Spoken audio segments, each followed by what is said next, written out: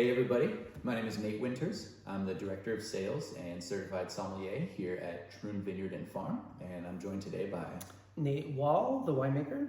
And Michael Wagner, assistant winemaker. And today we wanted to tell you about wine that's been kind of on the forefront of our mind. It's a wine that's been in a recent wine club shipment, and so we figured we would tell you a little bit about this wine. And this is our Mourvèdre Rosé. This is a 2024 vintage. This is the first time we've made this wine, so I will let them tell you a little bit about it. Yeah, so 2024 Mourvèdre Rosé, although it's the first time we bottled it independently as a varietal wine, we've been using Mourvèdre in rosé blends now for I think the past 3 years. And this is an opportunity for us to kind of peel back the curtain a little bit and show you what just Mourvèdre tastes like all on its own. With blending sessions, you know, there's a lot of intention that goes behind all of our blends, and so as we taste all these components for blends in 2024, it was when we realized that we really had something that could absolutely like stand on its own apart from that blend, and we wanted to be able to highlight that in this bottling. Yeah, so my introduction to Mourvèdre on the Troon property was actually pressing this in 2024. So it's tasting really good right now. It's kind of bringing me back to that day. The sticky days. Yes. So we typically have a lot going on and kind of at the same time, but when we were pressing the Mourvèdre specifically, it was just like fresh berries and so delicious, and you know, a lot changes over time. These, all of our Mourvèdre eventually goes into barrel to ferment and then go through malolactic fermentation and eventually get blended, as Nate was mentioning. So there's a lot more to happen, but we kind of realized in that moment that we should keep an eye on it. And so from the beginning, it really had its place in our heart, I would say. And then as spring went on, tasting it barrel by barrel, we were like, maybe we can reserve a little bit of this out of some of our bigger blends to be something on its own. And so we've selected what we thought showed the best for this wine, and we're able to make a standalone rosé for the first time. Yeah, so we have Mourvèdre planted multiple different places on our property, and the ones that go, the blocks that go into the rosé, we know that from the get-go, which there's two of those 5 blocks of Mourvèdre on our property we know are going to be for this rosé. So we farm them that way from the beginning, and so we know what we're doing with where that wine's headed. And in those blending sessions, that is when you get to kind of see, you know, which of these different barrels. So they're all neutral oak barrels. They all start, you know, like we press the grapes, goes to tank to settle for a couple days, and then the juice is transferred to a number of neutral oak barrels for fermentation and eventual aging. But each of those barrels kind of becomes its own little universe, and they all have like subtle differences between them.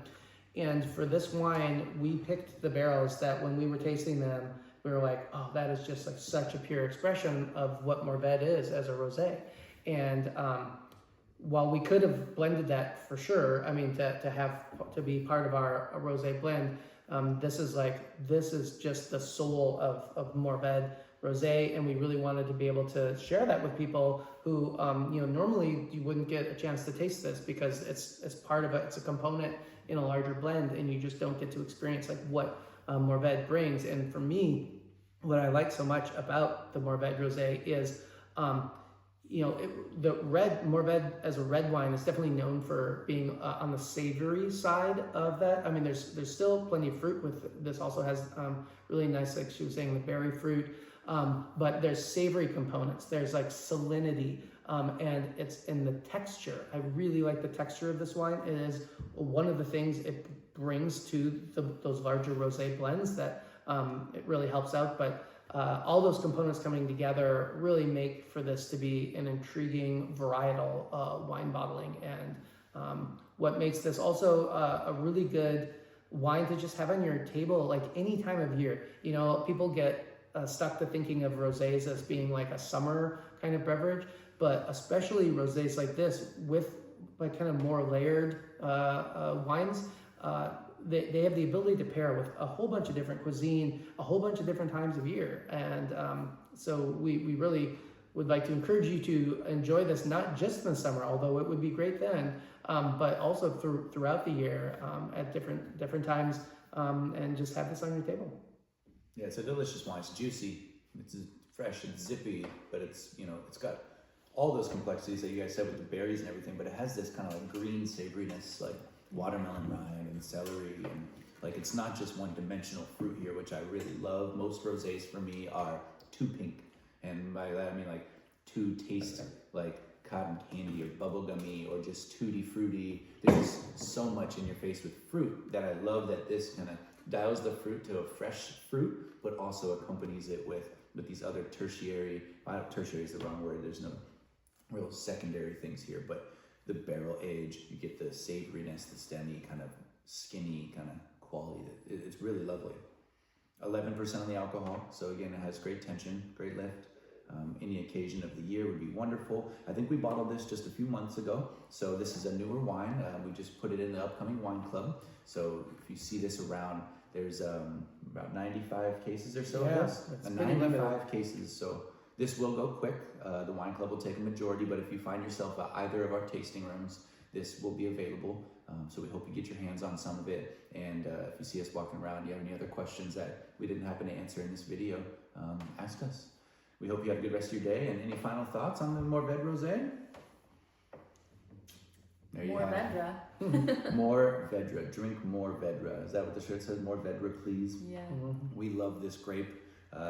Stay tuned for the next vintages of what you'll see from Mourvèdre on the property, from maybe another rosé, blending components, and especially red wine that we do make from Mourvèdre. So thank you for your time, for watching, for listening, and we hope you tune in next time as well. Have a good day.